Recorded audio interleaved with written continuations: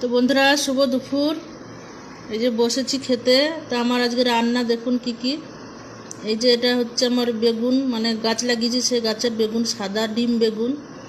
সেই বেগুন একটা তুলে আমি আলু দিয়ে নিম পাতা ভেজেছি।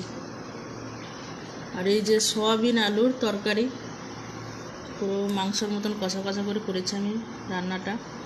আর আপাতত কিছু নেই, কদিন ধরে বাজার যাওয়া হচ্ছে না। আর বাজার যাওয়া হচ্ছে না, মাছ টাছ কিছু আনাও হচ্ছে না। এবার এই ঘরে যা আছে তাই দিয়ে দিয়ে করছি।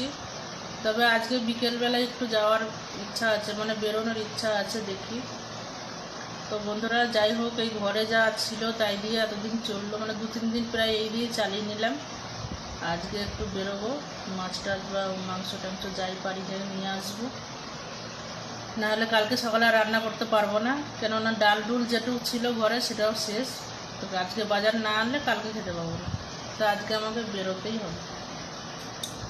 তো যাই হোক বন্ধুরা, টাটা, সবাই ভালো থাকবেন।